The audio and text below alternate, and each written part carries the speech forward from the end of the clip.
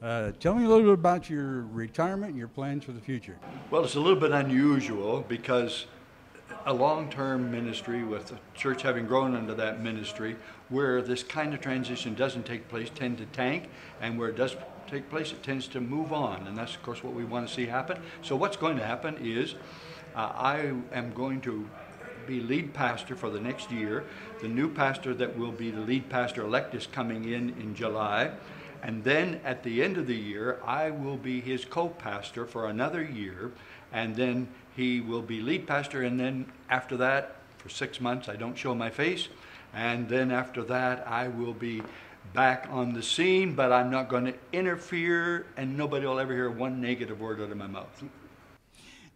Did you launch the Moncton Church? Tell us about that. No, this is an old traditional church, almost 100 years old when I went there. It remained pretty much the same size for years. My first Sunday there, we had 65 people. And so there's been quite a journey.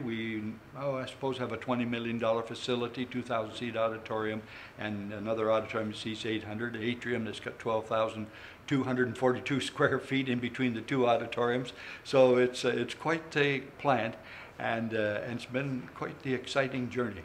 You have also, your church has impacted their community with the facilities. I'm telling you, it is the most wonderful thing. I keep being asked to participate in civic things. Just recently was at the induction of a new city council and new mayor, and they asked me to do what they call the government prayer.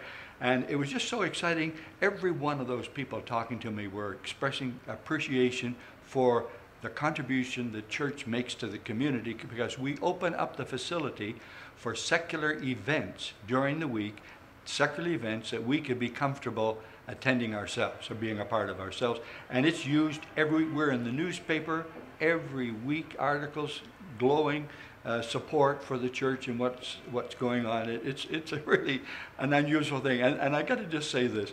My dream when I went there, I just felt the evangelical church was just looked down upon as an antiquated, useless, irrelevant, neutered kind of an organization and no longer had any impact and should be dead and gone. And one of my great burdens and vision was to see the church come alive and be the most impacting, dynamic, cutting-edge, relevant, creative force in the community. And I have to say, a lot of people see the church that way.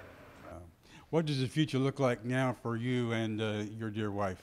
Well, after I'm finished there, I want to travel in speaking to conferences, ministerials, this kind of thing, because I guess if there's anything besides a local church that would be a passion of mine, is to help pastors have believability about what God can do and help them to see how to get it done.